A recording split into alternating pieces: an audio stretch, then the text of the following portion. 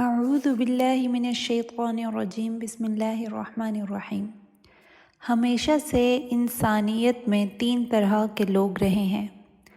ایک طرح کے لوگ وہ ہیں جو گناہگار یا فاسق ہوتے ہیں۔ دوسری طرح کے لوگ وہ لوگ ہوتے ہیں جو نیک ہوتے ہیں، اور تیسری طرح کے لوگ وہ ہوتے ہیں جو نیکیوں میں آگے بڑھ جاتے ہیں۔ ایسے لوگوں کو سابقون کہا جاتا ہے، اور یہ لوگ احسان کے درجے پہ فائز ہوتے ہیں۔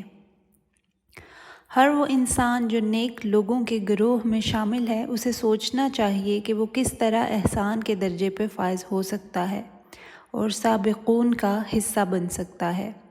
سابقون وہ لوگ ہوتے ہیں جو نیکی کی طرف تیزی سے بڑھتے ہیں اور اسے ڈیلے نہیں کرتے۔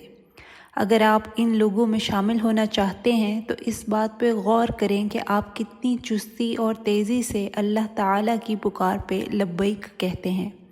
اللہ تعالیٰ فرماتے ہیں وَكُنْتُمْ أَزْوَاجًا ثَلَاثَةً، تم تین گروہوں میں تقسیم ہو جاؤ گے۔ أَصْحَابُ الْمَيْمَنَةِ مَا أَصْحَابُ الْمَيْمَنَةِ، دائیں طرف کے لوگ اور کتنے برکت والے ہوں گے دائیں طرف کے لوگ۔ وَأَصْحَابُ الْمَشْأَمَةِ مَا أَصْحَابُ الْمَشْأَمَةِ، اور بائیں طرف کے لوگ اور کتنے بدقسمت ہوں گے وہ لوگ۔ وَالسَّابِقُونَ السَّابِقُونَ، اور سابقون اور سابقون۔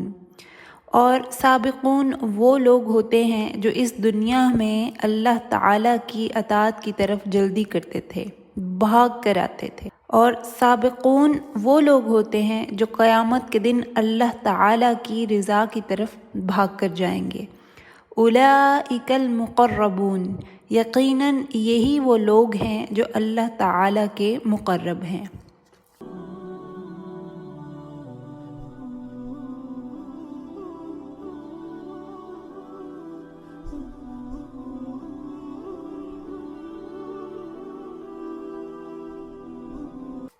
ہم جانتے ہیں کہ شہداء قیامت کے دن اللہ تعالیٰ کے عرش کے نیچے لٹکنے والے شینڈلیئرز میں ہوں گے۔ ان کے بعد ہر صدقہ کرنے والے کے پاس اپنے صدقہ کی مطابقت سے کچھ سایہ ہوگا۔ پھر ایک اور کیٹیگری ہوگی جو کہ اللہ کے عرش کے سایہ میں ہوں گے، اور ان لوگوں کا بینر یا جھنڈا سابقون کا جھنڈا ہوگا۔ اس کیٹیگری میں 7 طرح کے لوگ آتے ہیں، اور اس کی خوبصورتی یہ ہے کہ چاہے آپ کے پاس کوئی رتبہ یا منصب اس دنیا میں نہ ہو، آپ ان 7 لوگوں میں سے کوئی بھی ہو سکتے ہیں۔ اور اس سے یہ بات بھی پتہ چلتی ہے کہ اگلے جہان میں خاص مقام حاصل کرنے کے لیے ضروری نہیں کہ آپ اس دنیا میں کوئی خاص مقام پہ فائز ہوں۔ آپ کا صرف اللہ تعالیٰ کے ساتھ سنسیئر اور خالص ہونا آپ کو اگلے جہان کے لیے کافی ہے۔ نبی صلی اللہ علیہ وسلم نے فرمایا قیامت کے دن 7 طرح کے لوگ اللہ تعالیٰ کے عرش کے سائے میں ہوں گے، جبکہ اور کوئی سایہ نہ ہوگا، اور یہ لوگ ہیں منصف حاکم، وہ نوجوان جس کی جوانی اللہ تعالیٰ کی اطاعت میں گزر جائے، وہ شخص جس کا دل مسجد سے جڑا ہوا ہو، وہ 2 لوگ جو اللہ تعالیٰ کی خاطر ایک دوسرے سے محبت کرتے ہوں، وہ اسی کی خاطر ملتے ہوں اور اسی کی خاطر ملاقات ختم کرتے ہوں، وہ انسان جو اعلیٰ دنیاوی مقام اور خوبصورتی سے ٹیمپٹ ہو جائے مگر پھر بھی وہ اپنی حفاظت کرے اور کہے انی اخاف اللہ، اور انسان صدقہ کرے اور اس طرح چھپائے کہ اس کے بائیں ہاتھ کو خبر نہ ہو کہ دائیں ہاتھ نے کیا دیا ہے، اور آخر میں وہ انسان جو اللہ تعالیٰ کو تنہائی میں یاد کرے تو اس کی آنکھوں سے آنسو چھلک اٹھیں۔ ابن القیم کے مطابق اگر آپ ان 7 طرح کے لوگوں کی طرف دیکھیں تو پتہ چلتا ہے کہ ان لوگوں نے اپنی ذاتی خواہشات کی بجائے اللہ سبحانہ و تعالیٰ کو پریفرنس دی، حالانکہ وہ اس قابل تھے کہ اپنی خواہشات پوری کر سکتے۔ مثلاً وہ نوجوان جو کہ پارٹی اور انٹرٹینمنٹ میں جا سکتا تھا مگر اس نے اپنی جوانی اللہ تعالیٰ کی اطاعت میں گزار دی۔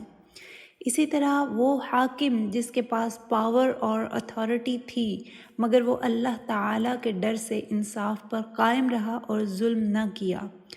اس کے علاوہ ایک مثال اس انسان کی بھی ہے جس نے چھپ کر گناہ کرنے کی بجائے چھپ کر نیکی کرنا بہتر سمجھا۔ ان تمام لوگوں نے اپنی خواہشات کے اوپر اللہ تعالیٰ کی اطاعت کو ترجیح دی۔ آپ نوٹس کریں کہ ان 7 خصوصیات میں سے پہلی 4 باتیں انسان کی پبلک زندگی کے بارے میں ہیں اور آخری 3 ذاتی زندگی کے بارے میں۔ اس سے پتہ چلتا ہے کہ اگر آپ اپنی ظاہری زندگی کو بہتر کریں گے تو باطن بھی بہتر ہو جائے گا۔ علماء کے مطابق وہ انسان جو ان 7 خصوصیات میں سے کسی ایک خصوصیت کا حامل ہوگا تو یقیناً اس کے اندر باقی باتوں کی جھلک بھی ضرور ہوگی، جس کی ایک اگزامپل یوسف علیہ السلام ہے جو ان تمام 7 خصوصیات کے مالک تھے۔ منصف حاکم ہونا بہت خاص بات ہے اور یہ خصوصیت آج کل شاذ ہی کسی حکمران میں ملتی ہے، لیکن اس کی بہترین مثال عمر رضی اللہ تعالی عنہ تھے۔ وہ انسان جو کہ ایک انصاف پسند حکمران کے طور پر مشہور تھے، لیکن اس کے ساتھ ہی ان کے کاندھوں پر نشان تھے اس چیریٹی کی وجہ سے جو وہ اٹھا کر رات کے وقت لوگوں میں تقسیم کرتے تھے۔ اسی طرح عبادت میں مسلسل رونے کی وجہ سے ان کے چہرے پر آنسوؤں کے نشان بن گئے تھے۔ علماء کے مطابق یہ 7 کی 7 باتیں آپس میں انٹرلنکڈ ہیں۔